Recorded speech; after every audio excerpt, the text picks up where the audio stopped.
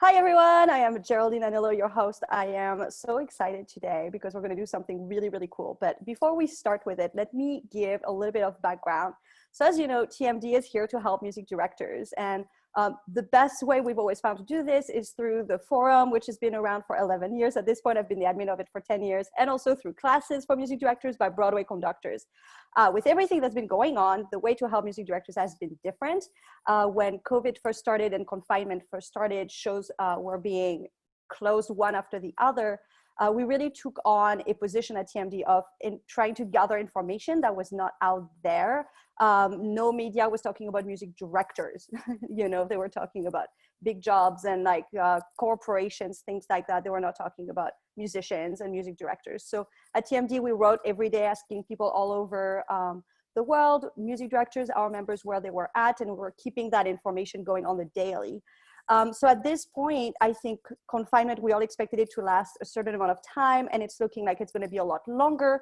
Broadway announced that they're going to be not opening until January. And so with that information, the hardest thing we're all facing as music directors is not our usual, challenges of orchestration, keyboard programming, dealing with cast, but it is the uncertainty of when our theater is going to reopen, and we don't know. So from this point forward, the best way at TMD we can help music directors is by doing these monthly panels, so that we're going to ask our members from different areas to talk about what's going on, where they are in the world. So we all collectively can have an idea of, what's happening in the industry, not just where we are, but where our colleagues and our peers are as well. So today, for this first monthly panel of the state of music directing worldwide, I have an amazing group of people who are here because they're all over the world. Literally, it's amazing that we all got here together. It's lots of different time zones we had to deal with, but we made it happen. And they're here because they're incredible musicians and people that I personally really, truly love, adore, and respect. So I'm so excited about that.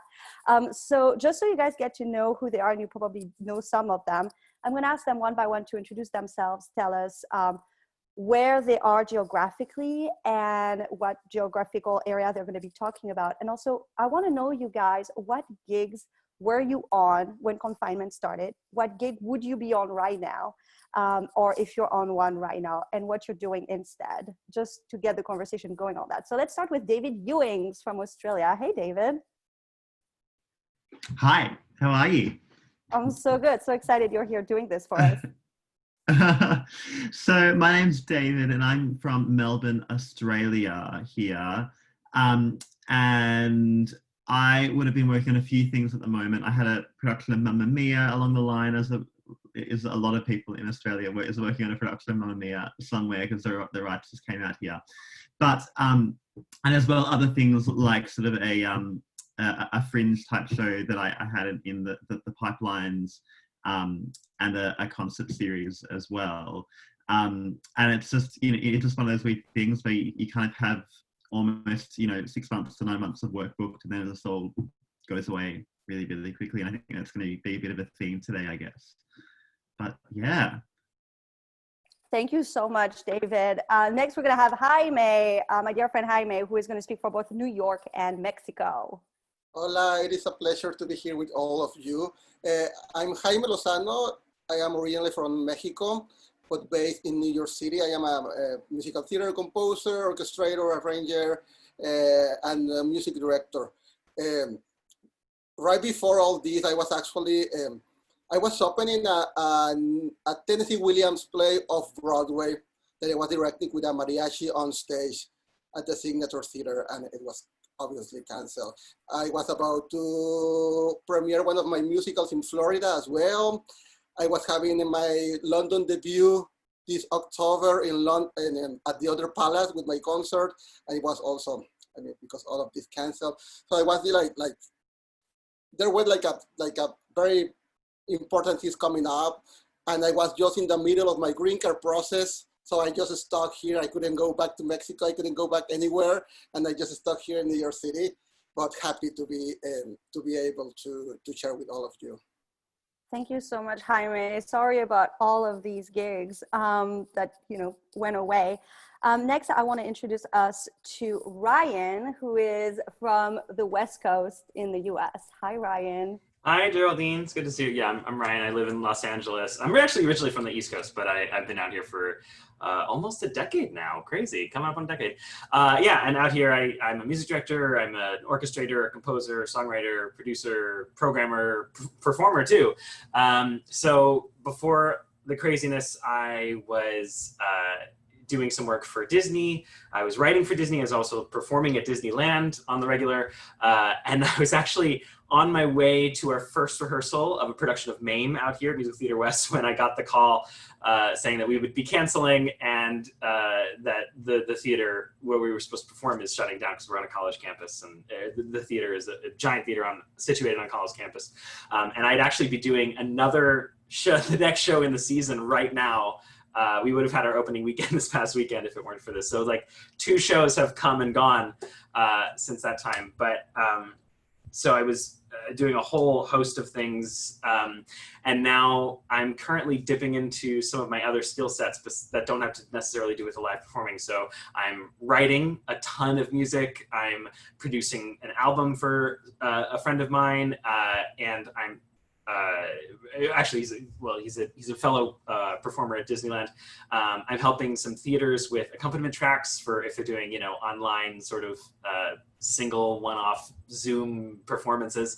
I'm helping them with fundraising efforts and tracks and stuff for those kind of things. I'm also writing some shows. I got commissioned to write a TYA show, and I'm doing another professional show, and practicing piano. I finally got a chance to practice piano, so I'm trying to make the best of it. Trying to pivot as best I can. Thank you so much for sharing, Ryan. Next, from Paris and France, we have Samuel Sene. Hi, Samuel. Hi everyone.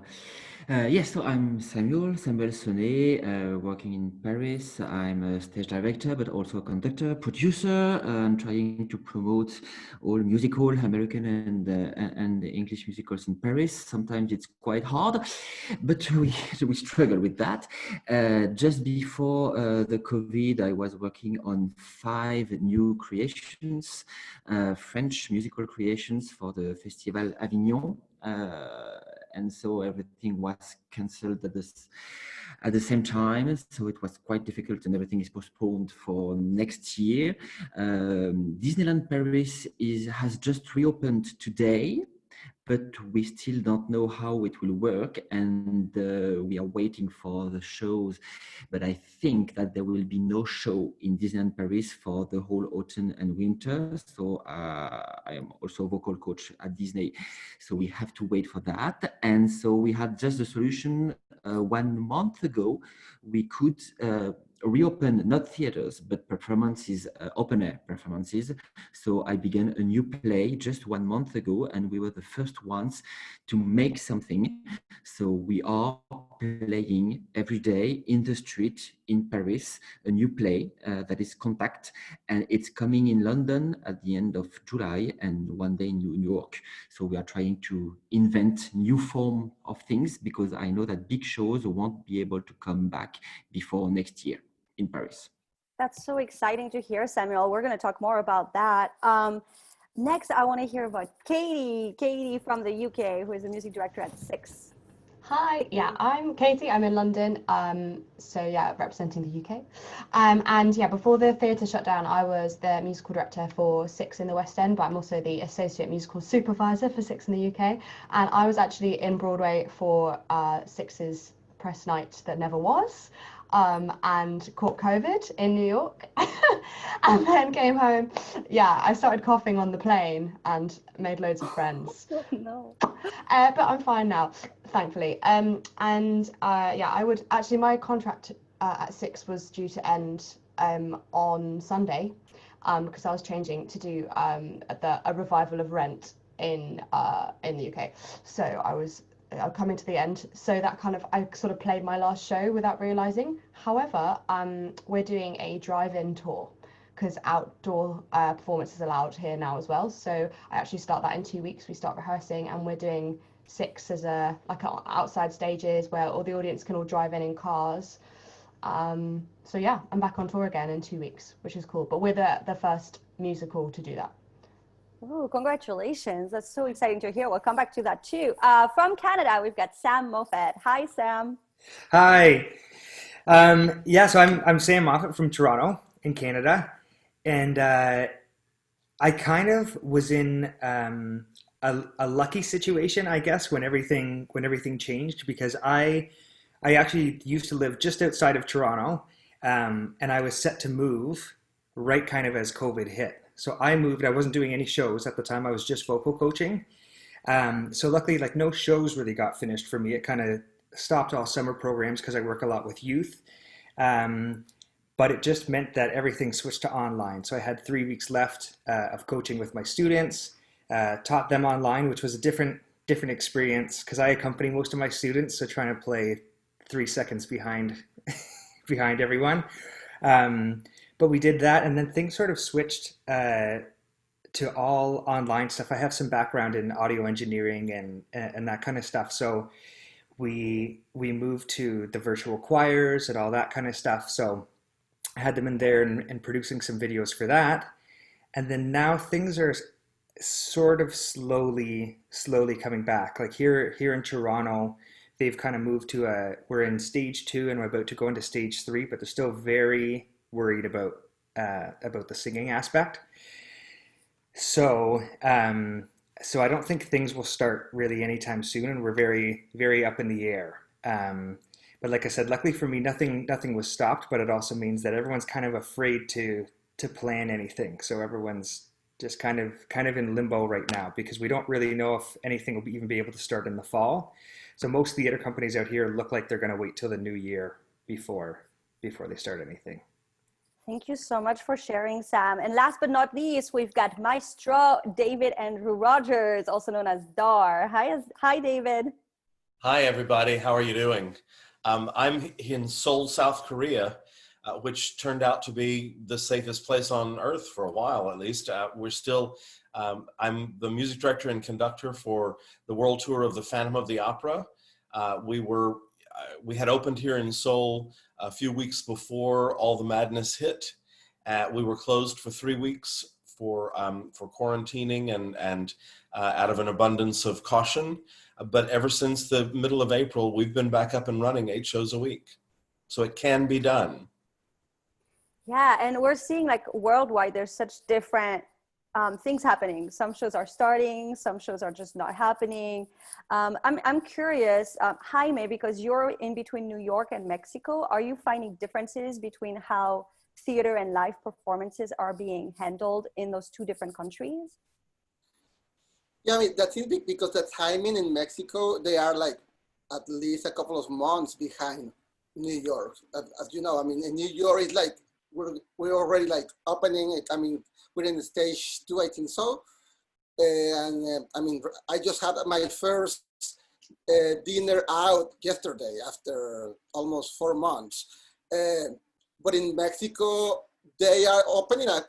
They're kind of opening, but for example, they have this thing that they're not allowing like live music in any restaurant. And just so, for example, musicians that live in doing like these gigs in restaurants and bars, they're not able to go and play in those restaurants because one of the rules is that there's not allowed live music.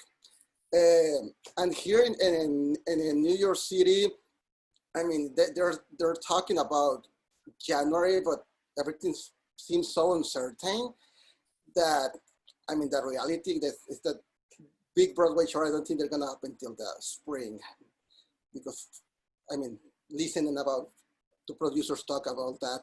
And so we need to find a way to create new ways to perform and new ways to show our art. I think that's the challenge. And it's really, really, really, really difficult because all this is about collaboration and doing music live and being in community. That's one of the most important things.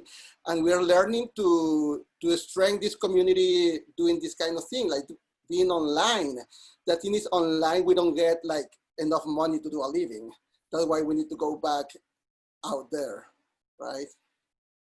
Yeah, and staying in the US, Ryan, what does it look like in California? Is there any kind of like versions of theater outdoors? I mean, California just kind of went backwards a couple days ago on the reopening phases. So what's happening? What's the feel over there?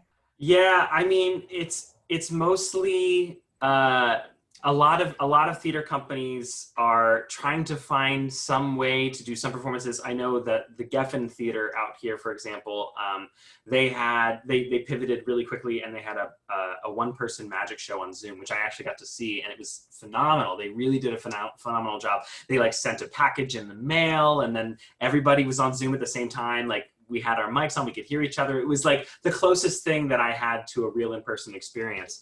But you know, all indoor crowds are banned. We're not even allowed inside restaurants as of yesterday. We took a step back. And so a lot of theater companies are really just like picking up their seasons and moving it forward a year. Just like, okay, this year's a wash, so let's plan for next year. Let's do the same thing we were planning on doing this year, next year. So at the moment, like I said, a lot of theaters, I'm just helping them do fundraising efforts and making tracks for if they're doing any sort of online offerings. But as far as an in-person theatrical experience, I think we're a ways away from that. Mm-hmm. And let's stay with North America. Sam, in Toronto and Canada in general, what is it looking like? Any talks of some things coming up soon, some versions? Not really anything yet. Even outdoor performances, I haven't really seen anything just yet. As a performer as well, I have a lot of friends who are in the performance industry, and I see a few of them. They're getting more work in the film and TV area. It seems like that is kind of opening up. They may have things in place so that they can start recording, because I guess it's like anything. You have to have all that stuff prepped before it comes out, and it'll be like just when shows come back. It's not like a show will just happen. It'll be like, okay, we got to start from scratch.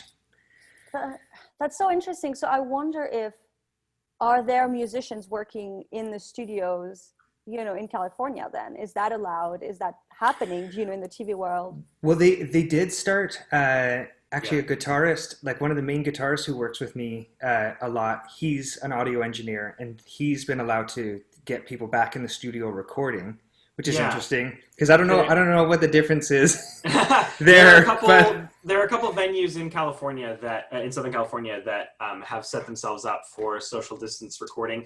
A lot of times they'll do winds and brass separately, and then, you know, the strings recordings are safer because there's no wind going out. You know, they've talked about all these particles in the air, but like there are definitely I have some friends who are contractors, and they operate studios, and they are planning on coming back whenever we're allowed inside again. Of course, that was like all these like, we're getting ready to record again, was just before this recent announcement of we're taking a step back. So we'll see what happens. Oh, there's some hope. I'm hearing some hope.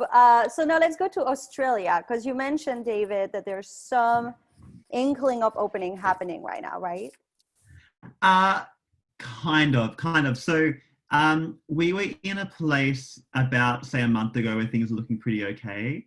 And, you know, the curve was flattening, and things started reopening and restrictions started going away. And then we just had this second wave come. And I think like a lot of that is just a particular luck. Like the worst hit second wave is definitely Melbourne, where I am, and we're basically back into how we were in April in terms of stage 3 restrictions here.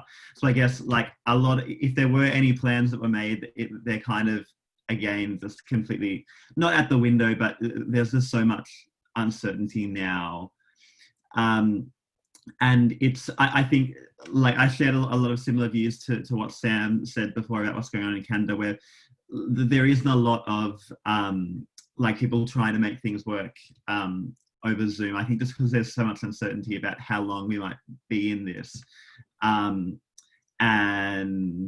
yeah, it's just hard to be able to plan. And then of course, as soon as, you know, we are able to have however many people in a theatre, it takes quite a bit of time to get to a point where we can put a show on stage. Like one of our leading producers over here was talking about and made the really fair point that, you know, as soon as we know when theatres can reopen, you still need that buffer time of like 6 months at least to, you know, sell tickets and put a show up. Because over here we kind of, I think, to kind of speak to an American model, it's sort of similar to the national tour sort of scheme over there, without so much traveling. So the shows might be in a city for 3 months or so, but you need to build the tour, and you need to sell tickets and all those kinds of things.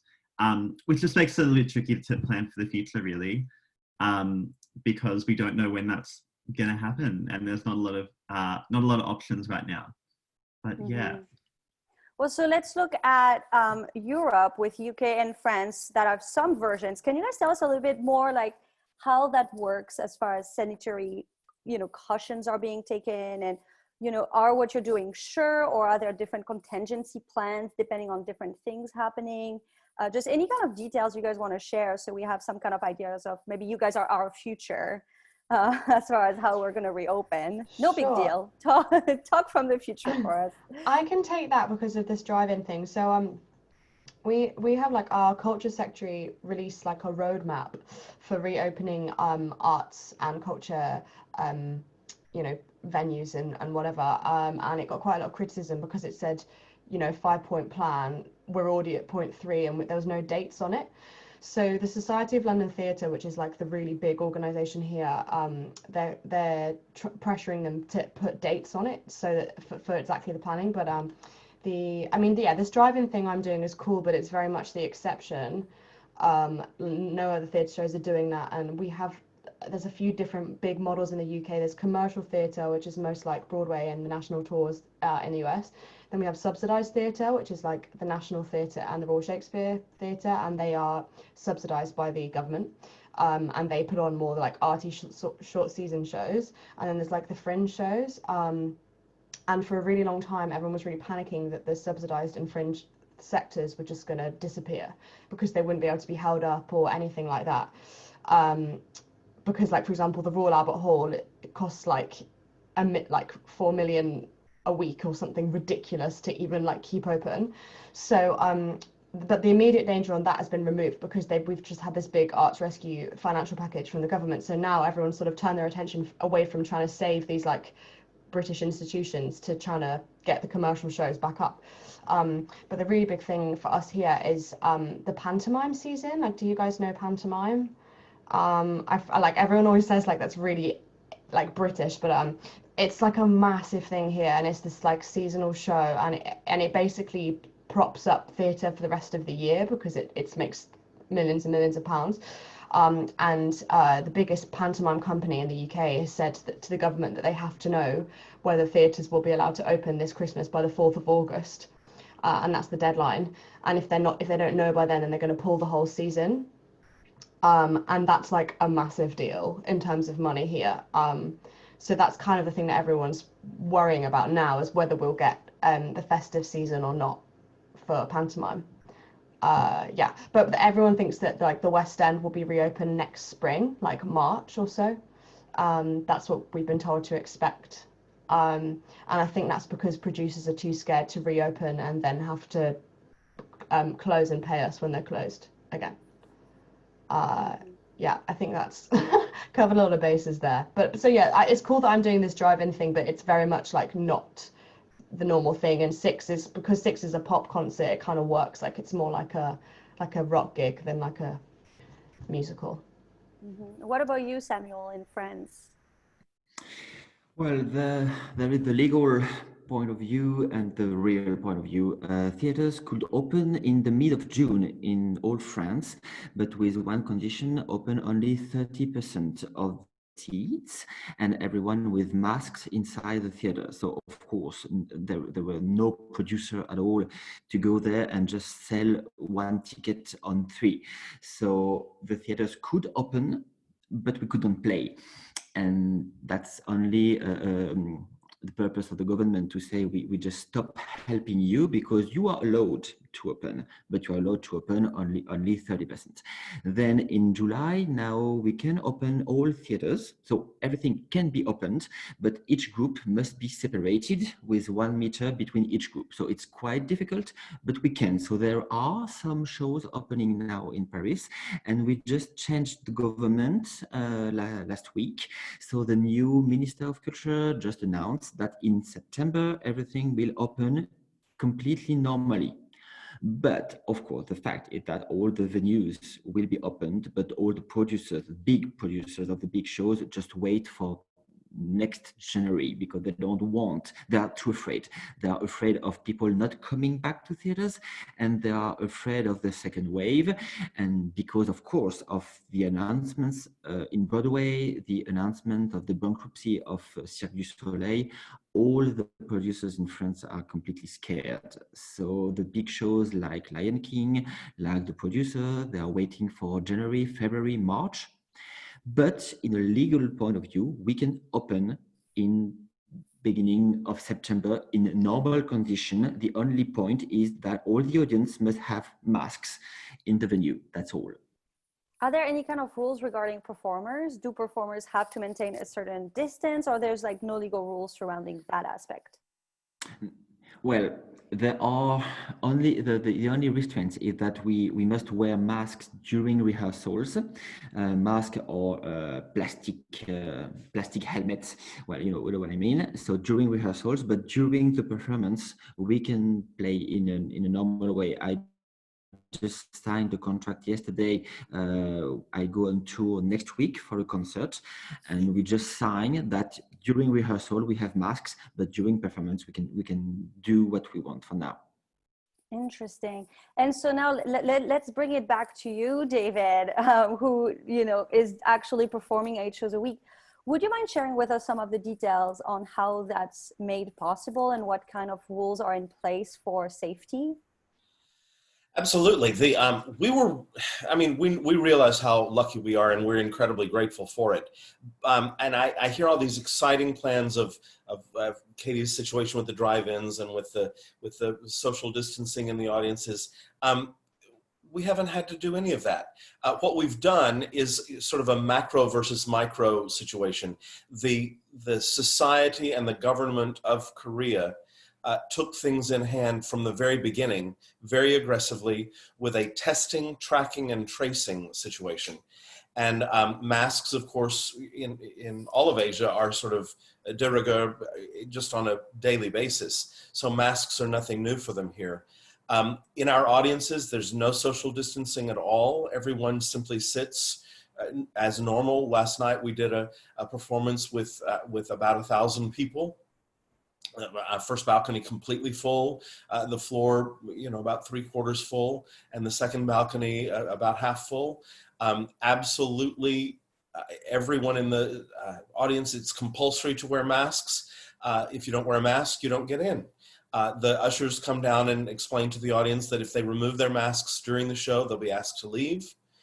Everyone's temperature is taken. Everyone is sanitized as they walk in. There are smokers that sanitize people. The tracking and tracing situation is very, very organized all throughout Korea, in fact, but certainly in theaters and in large venues. You have to fill out a form for every single person in your party with contact information.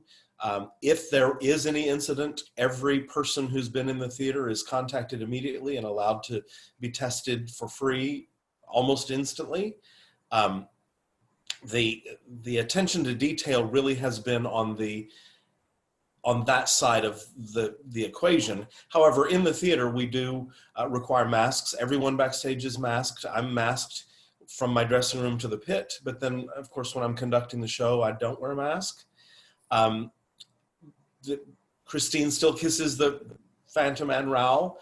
There's been no alteration to the staging of the show, and I respect that theaters and governments and society in general are concerned about large groups of people gathering and large groups of people singing, but really the onus, I think, is on the other end of it. The onus is on being healthy and staying healthy and monitoring your health and monitoring the safety of those around you, and in rehearsals wearing masks and on the street wearing masks.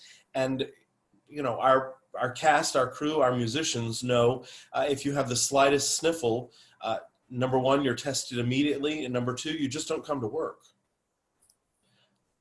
But, other than that, our theater, other than a couple of weeks when we had actually 2 cast members who caught the COVID, they're both fine now. But until that happened, we were up and running 8 shows a week. as soon as our quarantine situation was over. We've all been tested, I think 3 or 4 times now, and we're back up and running. And we were extended for 6 additional weeks here in Seoul. We go from here to Daegu and play 6 weeks. Then we have a little time off while they move the set. Then we play Taiwan for a month, little time off while they move the set, and then we're 17 months in China. So it can be done. And frankly, it can be done without a lot of alteration to our art form or even to our audience experience if people will allow the health departments of the countries and of the cities to do their job, and if those health departments will do their job. Indeed. And Samuel had mentioned some questions about some fears from producers about attendance. While you guys have been doing 8 shows a week, what have you been noticing? You mentioned the 1,000 people that attended last night. Congratulations on that. Has it been growing over time? Have audiences been scared to come? Like any kind of sense on that, what that attendance looks like? We've been, it's Phantom of the Opera. So our general modus operandi is to be open and be completely full every performance. That's just, that's the way of the world with Phantom. The theater holds about 1,600. I think we've maxed out at about 1,300, but we've been, ever since we reopened after our quarantine, we've been,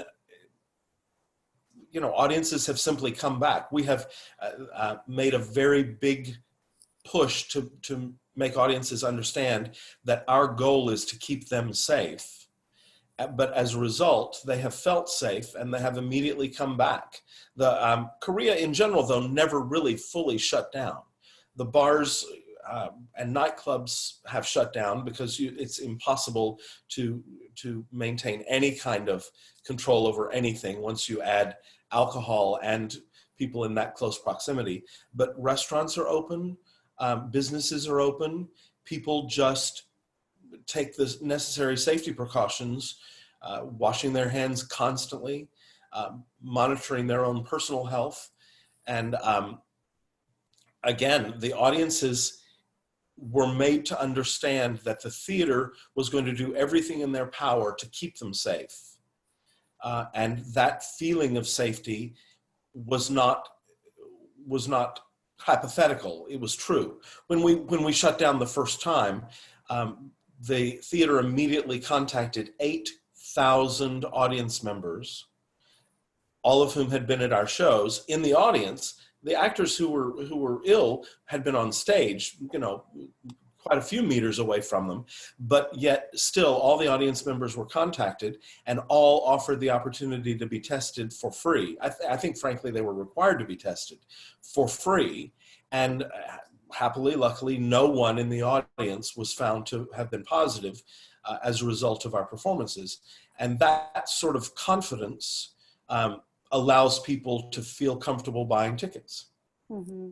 I would love to hear about any of you who know other musicians outside of musical theater who are currently able to do some version of performances, whether are there live performances on TV, maybe without audience members and maybe with like a, social distance? Are you seeing anything like, maybe on the radio? Do you have friends who are currently doing sessions? Do you have friends doing busking on the street? Is there any kind of like versions of that outside of strictly theater that you know about? Anyone? I can speak a little bit on this. One of my other jobs is collaborating with a very popular YouTube artist, and she does a lot of comedy videos, and we've been front loading a lot of the writing just over Zoom in this case, but she has filmed 2 videos since this all began, and literally her and one other cameraman, no sets outside of her, like they just set up the set inside of her living room and film at a distance of 6 feet, and that's it. So YouTube is a big resource as far as being able to do some sort of performance and writing while maintaining regulations and social distancing. That's about, that's about the only thing that was like one of the only facets of my career that didn't change. Mm-hmm. Anyone else? Well, there are so many performances that are happening online. One that comes to mind right now, which is slightly different from theater, but involves every theater person that I've ever known in my life. There's a thing in New York called Jim Caruso's Cast Party at Birdland every Monday night. Obviously, they, like everyone else, have been closed. And yet it's an event that in New York is very popular, and there are, a couple of hundred people every Monday night that pack into the most famous jazz club in New York City.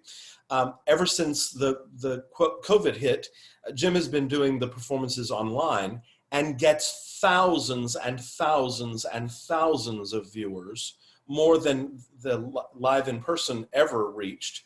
And he's got huge Broadway stars and huge recording artists performing every week. I hope that when the dust settles from all this, or in fact, as the dust is settling from all this, I hope that governments who are giving grants and who are giving assistance and giving aid to all these multinational, multi-billion-dollar businesses will understand that the arts are what everyone has turned to during this COVID time. The arts online, the arts on our computer screens are exactly where everybody has turned. I know that Broadway, for example, in New York brings in more money to the economy of New York City, I'm based in New York, than every sports team combined.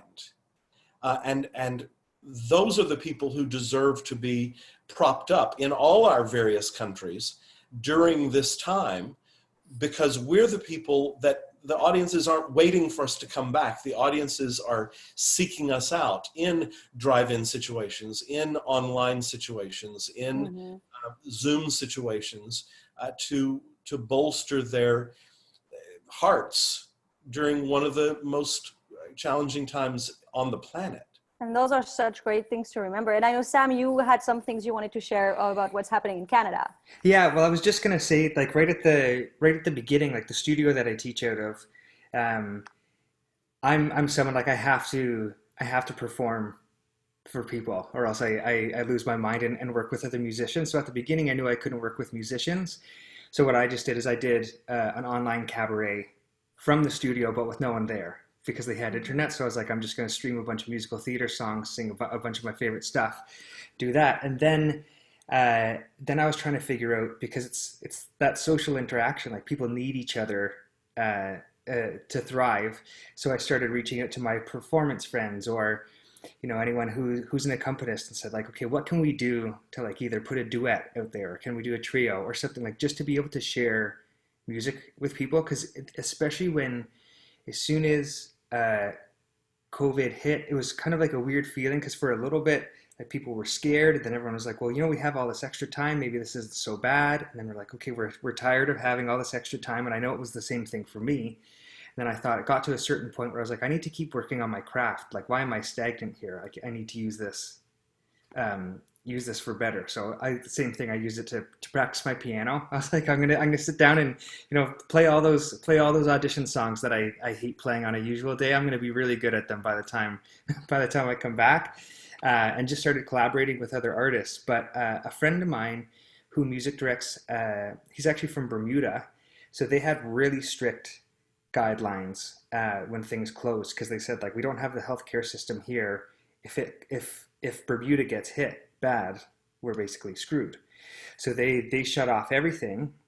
But because they're so small, once things are clear, they're kind of okay. So I think they still have a curfew there, but I see even on his Instagram, there's bands playing at restaurants and all that. So it seems like there is some live music there, but I feel like at least up in Canada, it's still going to be an online thing for a little bit. And I had a statement here from Fran Horta, who is from Spain, who wanted to tell us a little bit of what's happening. She couldn't be with us today. She wanted me to share with everyone her message is, the musical theater production is mainly concentrated in Madrid and Barcelona, and it is all canceled until at least December or early 2021. However, she has a close example of a Zarzuela production that is going to be done this July 10th. She wrote this to me before July 10th in Cartagena. Small companies that will be able to do small jobs if it compensates them enough. The largest do not come out profitable, as it is happening around the world. So that's the situation in Spain. Are there anything, Samuel, in France? I've been hearing there are some televised live with musicians who are being paid, who are gathering with no audiences. Do you know anything about the details around that? Yes, well, now in France, as I said, it's completely reopening, and the city of Paris decided to organize a huge festival from today to the end of September, and every day there is an orchestra, big or small, playing. So they all have 1 meter between each musician, but I will conduct a symphonic one in August. So we have the big space for a symphonic orchestra. So it is completely allowed, and we already have all TV shows and everything for musicians and for actors. So it begins to be really normal now. So of course I'm surprised that in Spain it's not. And because I know also that in Italy it begins to be quite okay, and everything is allowed as soon as you keep social distance. And as I said, every day you can see actors, performers, and musicians in the city, in the streets of Paris and other cities in the world. So it's really coming back in good situation now. Great. And everyone, to finish up this first panel, I would love to know if you have any final thoughts on anything that you feel is important in your area or for yourself as a musician, kind of anything that you want to share that I haven't asked you about that you think is important. Ryan, let's start with you. I think we covered a lot of it. I think we're kind of biding our time and trying to pivot as best as possible. And I think that's really all we can do at this point. We're stuck, and I've had to, come to the realization that like there's only so much we can do, right? Like we can't control society and how many people wear masks and all that stuff. And you can shout into the void on Facebook all you want, but at the end of the day, it's only going to make a little bit of difference. So I think pivoting the best we can and trying to tread water until we can all meet again. I think that's the only thing that we can do. Yeah. Katie, what about you? A thing that's been discussed quite a lot here is how we, assuming that theatre bounces back and music bounces back, which it will, is how we ensure that it's not just the most privileged people that are able to do that.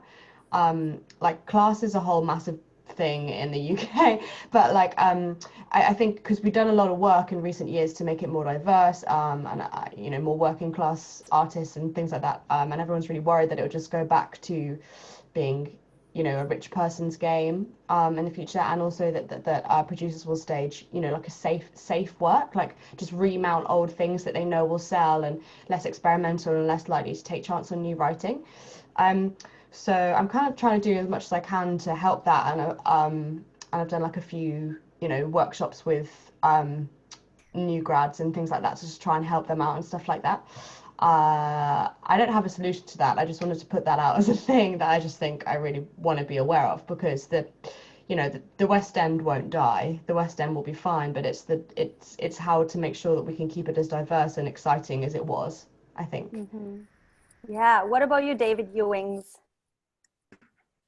Yeah, I mean, it's really echoing, a lot of what Ryan said and a lot of what Katie said. I think like theatre won't die. We'll be back at some point in the future, and everything will be back to normal at some point. And just kind of filling in the time and getting as much sort of personal and professional development in before then, so that we're ready and raring to go when it's all safe and when we can all sort of meet again and be in a room with 1,200 people again. Mm-hmm. So yeah Jaime. Yeah, definitely we need to adapt to survive. One of the things that I have been doing most lately is like recordings, and I'm trying to get funds like from anywhere, like doing like like GoFund, like looking for producers, and any money that I got in to do those productions, I just ask my musician friends, oh, can you record this track? Because most of the musicians, I mean, not most of them, but many musicians have now the way to record good quality at home. So what I'm doing is just trying to find ways to support all those musicians. And I'm working now like in 3 or 4 albums and just like sending tracks everywhere. Okay, can you record the bass for this part? Can you record the violin, and just like putting music out there? And maybe I'm not paying like hundreds of dollars to those musicians, but we're trying to find a balance. So, okay, I know there's not a lot of money, but you can pay me this and I can give you this. And just find a balance so we can keep like supporting each other. I think that's very important right now, to support each other in any way we can. I love that so much. Sam Moffat. Yeah, I think, like, especially for me, positivity is like the thing that will help everyone survive, and it's easy to get kind of caught up in the stress of it. And I've seen, even from myself wanting to get back at things, other performers, other music directors, one like positive thing out of it is it has made like everybody so hungry to work again. And I feel like the theater and the performances that come out of this afterwards are going to be at a different level, because it's like you've kept all, like, artists have big personalities, and you've like kind of kept them in captivity for a while, and they're going to want to let that out. So I think it has some pretty great possibilities of when things do open back up, because you can just tell, like, people don't lose their love for theater when they're kept away. They just, like, it grows more and more and more, and they have to share it with other people.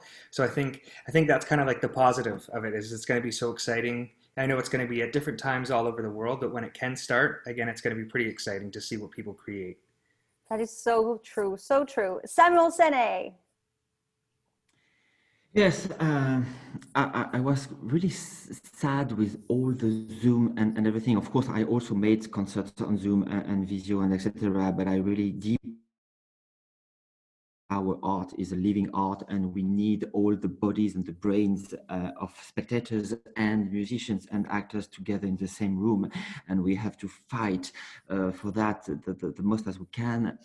And I was also sad that in France, the government, but I also see other governments just forget to talk about the culture.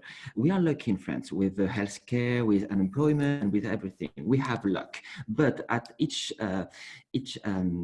speech of our president, he never talked about the culture. And I saw that it was the same in other countries.